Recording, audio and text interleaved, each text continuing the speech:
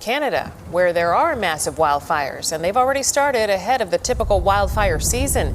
These videos taken in the Northwest Territories and Alberta, where a number of roads have already been blocked by large clouds of smoke. Alberta officials say the fire in the Fort McMurray forest area is burning out of control right now. Crews in the territory say they're fighting 6 active wildfires right now. Air quality advisories are in effect across Western Canada because of smoke from wildfires. In northeastern BC, thousands of people have been forced to flee Fort Nelson as a raging wildfire inches closer. Wildfires are also burning in northern Alberta and northern Manitoba. Drought conditions and a smaller snowpack this year are among the aggravating factors in the early start to the season. Our top story today, that fast-moving wildfire in northern British Columbia. It's called the Parker Lake Fire, and as we've been reporting, it is closing in on the community of Fort Nelson. BC Wildfire Services telling us it's grown to 52 square kilometers now. It was 41 square kilometers just last night, so it's already grown in the overnight hours, and it is getting ever closer. We're getting some new and breaking information from the mayor of the Northern Rockies Regional Municipality, which includes Fort Nelson. Mayor Rob Fraser is with me live, and I am so grateful for your time under a lot of challenging circumstances. Mayor Fraser, welcome.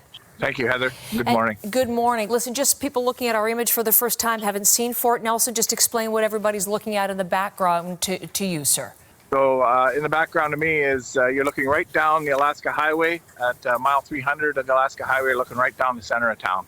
Okay, and we can see the smoke in the air. I do want to ask you about that, but number one, how close to you and how close to your community of Fort Nelson is the fire right now? Well, from the west edge of our community, that fire's about a kilometer and a half away. So that's closer than it was when we left off our calculations last night. It has moved overnight 1.5 kilometers away. And what is the expectation? Is it still moving in the direction of your community? Well, everything will be weather dependent. The forecast that I hear is that we're going to get a westerly flow, which could bring the fire closer to the community. You know, if it gets up to like it was on Friday when this started, it will be into our community. And how soon could that be? Yeah, there's lots of things that come into that. There's some fields between us and there, so that could slow it down. But if we get 40-kilometer-hour gusts, it won't take very long. So some fields, so a little bit of a fire break. What's happening as far as the firefighting effort to keep it away? Are you doing things like, I don't know, I'm always talking about control burns and building those fire breaks, with the heavy machinery, digging those ditches and those trenches to keep things away. Are the fire crews doing that kind of activity? Yeah, all of those things. We've got the air assets of the BC the BC Forest Service are on site. They're bombing it. They're dropping water with helicopters. We've got local crews with cats and equipment building fire breaks. The ground personnel are out there. Our firefighters from all across northern British Columbia, as well as the Wildfire Service firefighters are out there on the ground, mopping up where we can and really trying to keep the fire away from those high fuel areas. Yes. So it's all hands on deck. And everybody is doing their best. And do you feel that you have all the assets you need at this point to do what you have to do? We never have enough assets, but we're 400 kilometers from the closest town, and if the wind comes up, this will be over before anybody can get here. So we're doing what we can with everything that we've got in the community. We've got some great contractors here. They've got some excellent equipment. They're out there doing their best. And you never have enough when you've got a fire impinging on your community this closely. No, for sure. Talking about the size of your community, I think 3,400 was the number I was using, and another 400 of the First Nation, Fort Nelson First Nation nearby. And when the evacuation order went out, mostly everybody did leave. But the last number I had, Mayor Fraser, was about 150 people have decided to stay back. And there was a very strong message for them to get out while there was still a way to get out. What are you hearing in terms of the number of people who have stayed back? Are they still there, or what's their status? Yeah, so there are some people who have decided to hold in place and do what they can to protect their own properties. I think that message that we sent out yesterday through yourselves and everybody else, got to some people. We saw 3 buses go out of here with people on them yesterday. So I would say the number is less than 100, though that's it's not an accurate count because, some of these folks who want to stay don't answer their door. So We're not sure exactly how many, but we've got a system where when we do our door knocking, we put ribbons, so we know how many households there are, and you can average that out. But we sent about 50 people out yesterday, so I'd say we're under 100 now. So that's good. And with that highway behind, I can see there still is a way out. So that's good. But I know the warning was there may not be a way out. So hopefully that message is getting clear to the people who are staying put for now. What about yourself? I mean, for you and the fire responders, the emergency responders, are you staying there in the community despite this danger? Yeah, we moved our non-essential personnel and our emergency operations service about 200 kilometers to the south. Myself and the CAO from the community stayed to give some leadership where we could do that. Needed the civilians, him to the staff that are left doing the firefighting. These folks are professional, and when they say that it's time to go, we'll be leaving right with them. Well, you take care of yourself in the middle of all of this for sure in your role as mayor. Can you just talk to me sort of personally, watching this community under threat, level maybe 1 to 10. What is your level of concern about your home community this morning as we speak, sir? Yeah, I'm very concerned but optimistic that we've got a lot of people out here. So, I'd place it at about a 7. It's the fire's not burning out there. That'll probably take my stress level up a little bit when I see flames, impinging right next to the community. But it's smoke, and that smoke does a little bit to hide it, and makes you a little less anxious. Okay. And what about the smoke? How is it for you just breathing, and for those fighting the fire in these conditions? How is that? Yeah, if you'd have been here an hour ago, you'd have never known that there was a fire in this community. Woke up to a beautiful blue sky, sunny, no smoke. But as the sun has come up, the fire started to burn a little bit harder, and we're starting to see a tiny bit of a westerly flow, and brought the smoke right back into the community. It's hard on your nose. If you stand out here for very long, it starts to burn. Your eyes will start to burn a little bit, and I think if you have any kind of weakness in your lungs, you'll start to see pain in your lungs. It's that bad. So is there anything else we should know as I let you go? The things that you're going to be really, we're having a little problem with your picture, but hopefully we can get you back.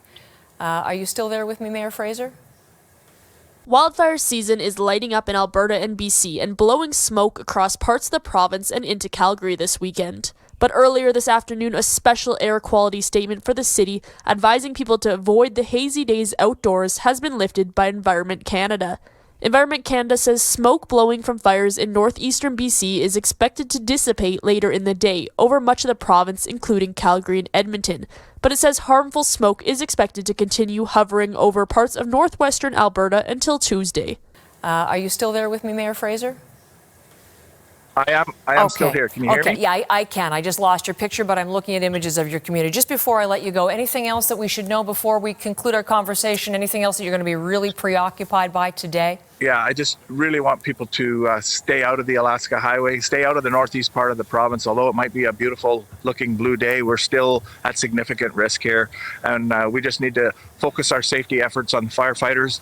We don't need folks, trying to get up here and look around where we have to try to look after them. As soon as we're looking after people, we're not looking after the fire, and we need our efforts all on the fire. With more extreme weather threatening communities, prompting emergency alerts and evacuations, people are wondering whether they'd be ready to leave.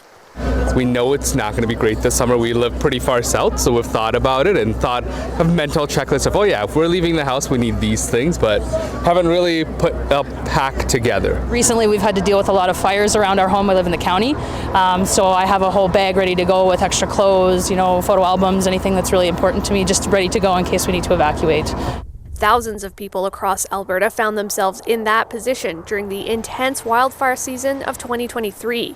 Wildfire evacuation orders meant some couldn't go back home for weeks or even months. Others didn't have a place to return to afterwards. And I think it scared a lot of people. And when we see that piece and the impacts to the other communities, we start to recognize that could be us or somebody that we know, a loved one, a friend, a family. So I think people are taking those additional steps now and being proactive and being prepared, and that's what we recommend. So if you don't have a plan and a bag of essentials ready to go just in case, now's a good time to put it together. Your emergency kit should have a few basics. First up, water and food. Think about packing 6 to 12 water bottles per person, and non-perishables like granola bars and dried fruit. Don't forget food for your pets, in case you're stuck on the road for a while. You should also make sure you have your cell phone and the charger that goes with it, along with an extra supply of any medications and toiletries you need. It's also a good idea to grab a blanket, a flashlight, and some emergency cash. It's all packed in a knapsack, sitting basically right by the front door. So if something happened, if we got the word that we had to bug out pretty quick, that we just grab that and away we go. Put your important documents together ahead of time too, like insurance and ID. Whether you make hard copies, put them in an online file, or even on a flash drive. And experts say you should make a plan with your family before an emergency happens. And what do you need for 1 day, 2 days, 5 days? And I think that's where you have to start thinking ahead. And what we have is people think that it's never going to happen to them. And that's probably the biggest detriment we see, is that having that mindset has to change so that we actually are prepared. The full kit of emergency essentials will look a bit different for everybody, but before you have to get out on short notice, it's a good time to ask yourself, would you be ready? Residents in the Fort McMurray area are being asked to prepare for a potential evacuation due to an out-of-control wildfire in the area. The regional municipality of Wood Buffalo issuing an evacuation alert Friday evening, saying the fire, which was only 34 hectares Thursday, had grown to 1,000 hectares Friday and is closing in on Fort McMurray, with smoke potentially impacting visibility on Highway 63 south of the city. An evacuation order due to wildfires was given out Friday to the county of Grand Prairie, from Kelskin Creek North to Township Road 740. However, the fire is moving away from the community. You are asked to check the Alberta Wildfire website for the latest information. Our breaking news this morning: wildfires leading to evacuation orders and alerts in northern British Columbia and northern Alberta. First to British Columbia, where thousands of people in the small city of Fort Nelson and the nearby Fort Nelson First Nation have been ordered to evacuate due to an out-of-control wildfire. It literally would have been firefighters and RCMP knocking on the doors of those rural communities members that are within a kilometer of where that fire is burning, and saying you need to get out. Well, the wildfires have caused widespread telecommunications outages in Yukon and parts of the Northwest Territories, complicating rescue efforts. So for more on this, we are joined now with Mike Westwick. He is a fire information officer in the Northwest Territories. Mike, welcome back to the program. Thanks for having me. Here we go again. I know we spoke with you a lot last summer. Let's get up to date. What is the situation in the area right now?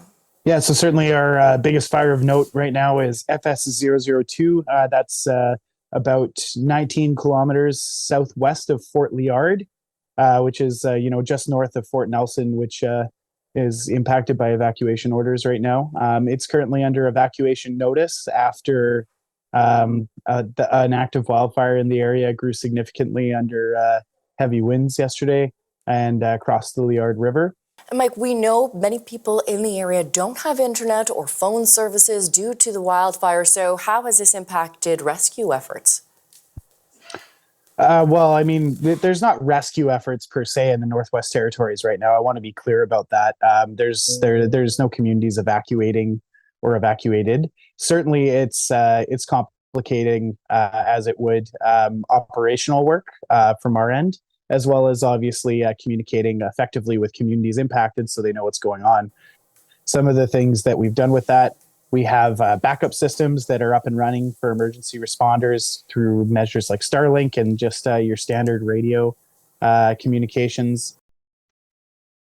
The waterfall still looks great, but there's something wrong. Water levels here have plunged. You're looking at Alexandra Falls and the Hay River in the southern stretches of the Northwest Territories. This is as low as many people can remember seeing it, and water monitoring stations along the river have reported record lows for months. I'm Ollie Williams, the editor at Cabin Radio, which covers the NWT. Normally, huge amounts of water flow north from Alberta and BC into the territory, but even if this looks like a lot of water, it's really nothing compared to a normal year. Look above the Alexandra Falls and you can see there's not much there. It's the same when you look beneath Lady Evelyn Falls to the west on the Kakisa River. Or if you look at nearby McNally Creek, which winds its way north into Great Slave Lake. Or if you look at the Buffalo River east of Hay River toward Fort Resolution.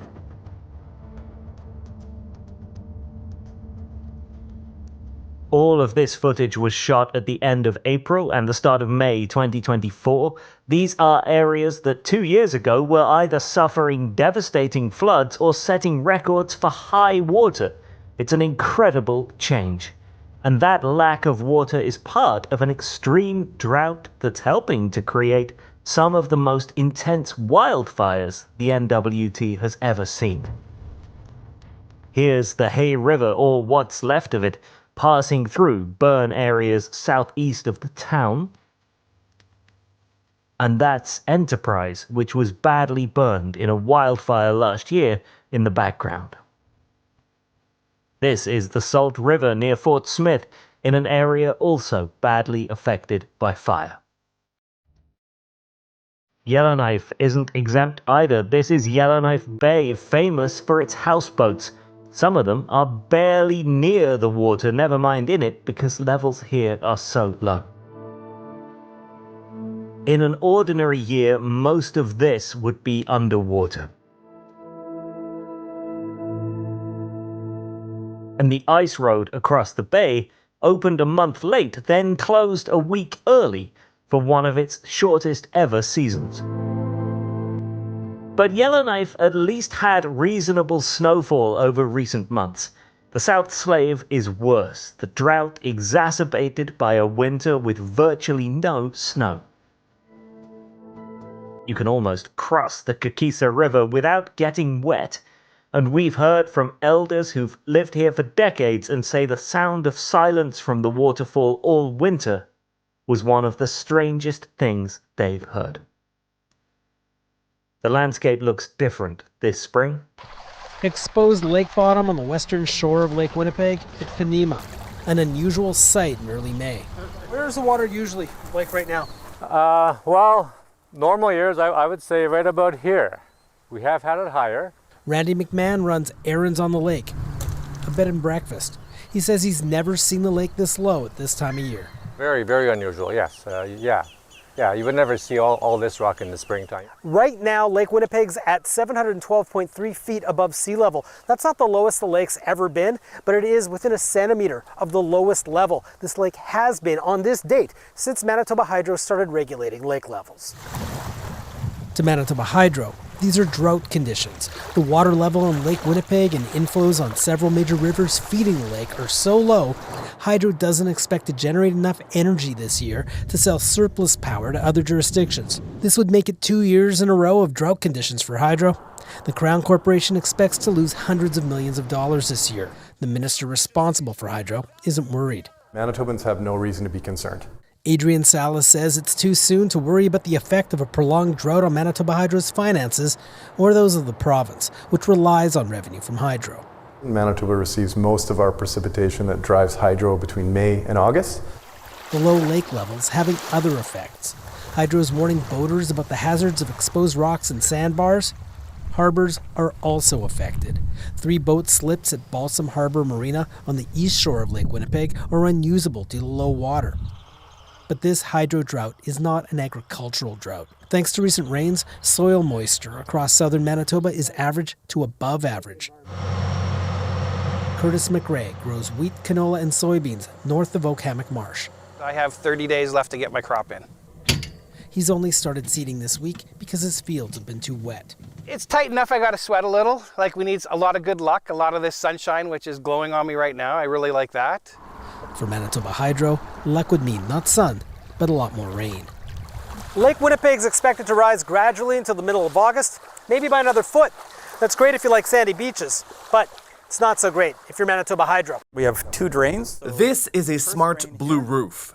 This is the one that we harvest. Designed by the team of engineers at Enviro Stewards. The system is programmed to decide how much rainwater to funnel. And then the water comes down through here into this large storage tank. It's then filtered and treated using UV light.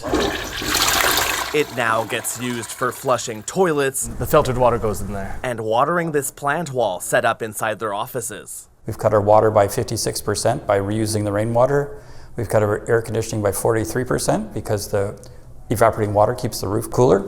The heating bill is also cut in half, thanks to the insulation the blue roof provides.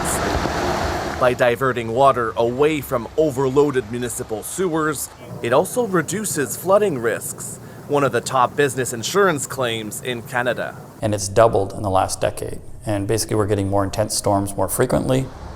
So as we walk out here, this conservation building just outside Toronto also has a blue roof. It can hold up to 40,000 liters of water and another 5,000 in the basement. we would love to see blue roofs being built into building codes so that designers and engineers and city planners have these tools available to them.